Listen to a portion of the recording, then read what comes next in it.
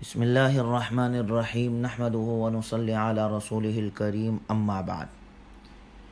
سیرت النبی صلی اللہ علیہ وسلم کا 11واں درس ہے۔ جناب رسول اللہ صلی اللہ علیہ وسلم کی ولادت باسعادت کے بعد آپ کا نام محمد صلی اللہ علیہ وسلم تجویز کیا گیا، اور آپ صلی اللہ علیہ وسلم کو دودھ سب سے پہلے آپ کی والدہ ماجدہ حضرت آمنہ نے پلایا، اور پھر یہ سعادت سب سے زیادہ آپ کی رضاعی والدہ حضرت حلیمہ سعدیہ کو حاصل ہوئی۔ چنانچہ آپ صلی اللہ علیہ وسلم کی زندگی جو دنیا میں یہ 63 سالہ زندگی شروع بچپن سے لے کر اور آخر تک، اگر ہم اس میں غور کریں تو آپ صلی اللہ علیہ وسلم کی زندگی کے ہر حصے میں، چاہے آپ کی بچپن کی زندگی ہو، بچپن کا دور ہو، رضاعت کا دور ہو، جوانی کا دور ہو، نبوت سے قبل یا نبوت کے بعد کا دور ہو، آپ صلی اللہ علیہ وسلم کی زندگی کے ہر حصے اور ہر دور سے امت کے لیے تعلیمات موجود ہیں، امت کے لیے رہنمائی کے اصول موجود ہیں، زندگی گزارنے کا طریقہ موجود ہے۔ دنیا کے ہر فرد کے لیے آپ صلی اللہ علیہ وسلم کی زندگی ایک اعلیٰ اور عمدہ مثال ہے۔ کیا صلی اللہ علیہ وسلم کی زندگی کو سامنے رکھ کر ہر فرد اپنی زندگی کے ہر حصے میں کامیابی پا سکتا ہے؟ اس لیے تو اللہ تبارک و تعالی نے قرآن کریم میں ذکر کیا، لَقَدْ كَانَ لَكُمْ فِي رَسُولِ اللَّهِ أُسْوَةٌ حَسَنَةٌ لِمَنْ كَانَ يَرْجُو اللَّهَ وَالْيَوْمَ الْآخِرَ وَذَكَرَ اللَّهَ كَثِيرًا، کہ جناب رسول اللہ صلی اللہ علیہ وسلم کی زندگی انسانوں کی زندگی کے لیے بہترین نمونہ ہے۔ گویا صلی اللہ علیہ وسلم کی زندگی ایک آئینہ ہے جس میں انسان اپنی تصویر دیکھ سکتا ہے، اور ایک مشعل راہ ہے جس کی روشنی سے زندگی کی مشکلیں انسان آسان بنا سکتا ہے۔ انسان اپنی زندگی میں جناب رسول اللہ صلی اللہ علیہ وسلم کی زندگی کو دیکھ کر اپنی زندگی میں آسانیاں پیدا کر سکتا ہے، چاہے وہ بچپن ہو، جوانی ہو، یا زندگی کا جو بھی حصہ ہو۔ ہمارے نبی کی زندگی کا ہر حصہ اللہ نے محفوظ کیا ہے، اور ہر حصے میں چاہے بچپن ہو، جوانی ہو، نبوت سے قبل یا نبوت کے بعد کی زندگی ہو، اس میں ہمارے لیے ہدایات موجود ہے، تعلیمات موجود ہے۔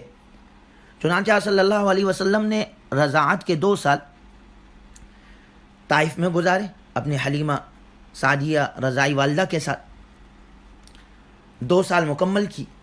قرآن کریم میں اللہ نے ذکر کیا، رضاعت کی مدت حولین کاملین لمن اراد ان یتم الرضاع، کہا اگر تم اپنے بچوں کو دودھ پلانا چاہتے ہو تو ماؤں کو کہہ دیا بھائی بچوں کی رضاعت کی مدت 2 سال ہے۔ ہمارے نبی نے 2 سال دودھ پیا بچپن اپنی رضاعی والدہ کا۔ اسی طرح ہم بھی ماؤں کو یہ سبق ہے کہ اگر بچوں کی جسمانی صحت کا خیال رکھنا ہے، اپنے بچوں کی اچھی صحت رکھنی ہے، 2 سال تک بچوں کو دودھ پلانا ہے، یہ بچوں کا حق ہے۔ اور ماں کا دودھ، اچھا پھر اس میں بھی ہمیں یہ سبق ملتا ہے کہ دیکھیں آپ کی حقیقی والدہ حضرت آمنہ ہے، آپ کی رضاعی والدہ جو ہے حضرت حلیمہ سعدیہ ہے۔ اگر کوئی خاتون جس کا بچہ ہو گیا، اس کے جسم کمزور ہے یا جسم میں دودھ نہیں ہے، تو ہم اپنے بچے کے صحت کے خیال کے لیے اپنے بچوں کو کسی اور خاتون کے بھی دے سکتے ہیں تاکہ وہ اس کا دودھ پی لے، ہمارا بچہ صحت مند رہے۔ ہمیں تو نبی کی تعلیم بچپن سے یہ تعلیم ملتی ہے کہ اپنے بچوں کی صحت کے لیے اگر حقیقی ماں کا دودھ نہیں ہے، رضاعی ماں کا دودھ دے، رضاعی ماں کا دودھ عطا۔ اور پھر اللہ نے دیکھیں جو حق اس سے دوسرا سبق ملتا ہے کہ جو حق حقیقی والدہ کا ہے وہی مقام رضاعی والدہ کا۔ وَأُمَّهَاتُكُمُ اللَّاتِي أَرْضَعْنَكُمْ وَأَخَوَاتُكُمْ مِنَ الرَّضَاعَةِ وَأُمَّهَاتُ نِسَائِكُمْ، یعنی جو مقام اللہ نے حقیقی والدہ کو دیا ہے وہی تمہاری رضاعی والدہ کا بھی وہی مقام ہے۔ اسی وجہ سے جیسے حقیقی والدہ سے انسان کے بھائی بہن ہوتے ہیں تو بھائی بہنوں میں، سگے بھائی بہنوں میں نکاح نہیں ہو سکتا، اسی طرح اگر کسی اور عورت کا، خاتون کا دودھ پی لیا کسی نے تو وہ رضاعی والدہ ہو گئی اس کی۔ اس رضاعی والدہ سے جو اس کی اپنی اولاد ہے، یہ اس بچے کے رضاعی بھائی بہن ہو گئے۔ یہ بچہ اب ان اپنے رضاعی بھائی بہنوں سے بھی نکاح نہیں کر سکتا، اور اس مسئلے کو تو خاص طور پر معاشرے میں اس کا ذکر کرنا چاہیے۔ آج ہمارے معاشرے کے اندر کم علمی کی وجہ سے بہت مرتبہ یہ بات آتی ہے کہ چونکہ جی وہ بھائی ایک ساتھ رہ رہے تھے اور ان کے جو ہے وہ عورتوں نے جو ہے اپنے بچے کو ایک دوسرے کے بچوں کو دودھ پلا دیا اور وہی بچے بڑے ہو گئے، بڑے ہو کر آپس میں شادی ہو گئی، شادی کے بعد پتہ چلا جی یہ تو آپس میں بھائی بہن ہیں، تو کتنا نقصان ہے۔ ہمیں ابتدا سے یہ تعلیم دی جا رہی۔ دوسرے نمبر پر جناب رسول اللہ صلی اللہ علیہ وسلم نے اپنا بچپن طائف میں گزارا، اور بچپن کے اندر آپ کھیلتے تھے۔ حضرت حلیمہ سعدیہ کی اولاد جو ہے عبداللہ ہے آپ کا بھائی، آپ کی بہن تھی رضائی شیمہ، ایک کا نام انیسہ آتا ہے۔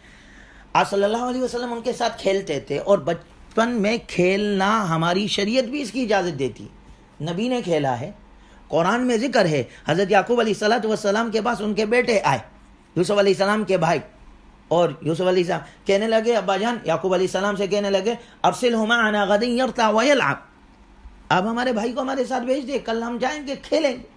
اچھا، یہاں پر یعقوب علیہ السلام کو یوسف علیہ السلام سے محبت تھی ایک فطری، تو انہوں نے کہا مجھے خوف ہے کہ اس کو نقصان نہ پہنچ جائے، وہ ایک الگ وجہ ہے اس وجہ سے، لیکن منع نہیں کیا کھیلنے سے، کہا ٹھیک ہے۔ معلوم یہ ہوا نبی کی تعلیم، یعقوب علیہ السلام نے اپنے بیٹوں کو، حالانکہ وہ تو نبی تھے، جناب رسول اللہ صلی اللہ علیہ وسلم نے بچپن میں کھیلا ہے۔ اس کیوں کہتے ہیں بھائی بچہ بچپن میں کھیل کود کرے، مٹی سے کھیلے، کیوں؟ کھلی فضا چاہیے۔ آج ہم نے بچوں کو بند کر دیا۔ جب بچہ بچپن میں کھیل کود کرتا ہے، مٹی سے کھیلتا ہے، اس کی جسمانی اور ذہنی نشو و نما زبردست ہوتی، جسمانی طور پر وہ مضبوط ہوتا ہے۔ ہمیں تو نبی صلی اللہ علیہ وسلم کی تعلیم ملتی ہے۔ آپ صلی اللہ علیہ وسلم نے فرمایا اپنے بچوں کو 3 چیزیں سکھاؤ، تیر اندازی سکھاؤ، اچھا نشانہ باز ہو، گھوڑ سواری سکھاؤ، اچھی طریقے سے گھوڑ سواری کرنے والا ہو، تیراکی سکھاؤ، اچھی طریقے سے سوئمنگ کرنے والا ہو۔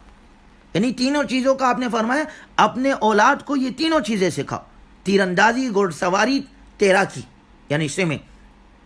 اور ان تینوں کو اگر ہم دیکھتے ہیں، ان تینوں چیزوں سے بچوں کی جسمانی اور ذہنی نشو و نما ہوتی، اور جسم جو ہے وہ مضبوط ہوتا ہے، انسان کا، بچے کا جسم مضبوط ہوتا ہے، قوی ہوتا ہے۔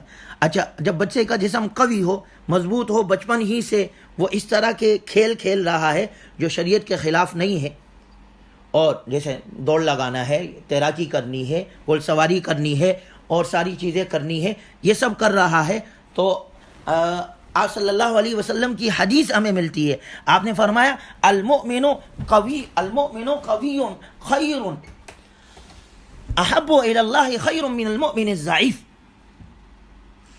قوی مومن اللہ کو زیادہ پسندیدہ ہے ضعیف کمزور مومن سے، یعنی قوی مومن اللہ کو زیادہ پسندیدہ ہے۔ ویسے تو مومن دونوں اللہ کو پسند ہے، لیکن جو قوی ہوگا وہ عبادت میں بھی اچھا ہوگا، وہ اطاعت میں بھی اچھا ہوگا، وہ مخلوق خدا کی خدمت میں بھی اچھا ہوگا۔ جسمانی صحت جب اس کی اچھی ہوگی تو آگے جا کر یہ جسم اللہ کے دین میں، نبی کی تعلیمات میں، دین پہلانے میں، اطاعت میں، عبادت میں یہ جسم استعمال کر سکتا ہے۔ تو یہ تعلیمات تو ہمیں، یہ وہ ہے جو بچے اللہ نے ہمیں بچپن، نبی کے بچپن سے ہمیں یہ سبق دیا ہے کہ بچپن کی زندگی میں بھی ہمارے بچوں کے لیے رہنمائی اصول موجود ہے۔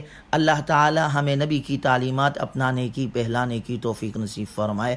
وآخر دعوانا ان الحمد للہ رب العالمین۔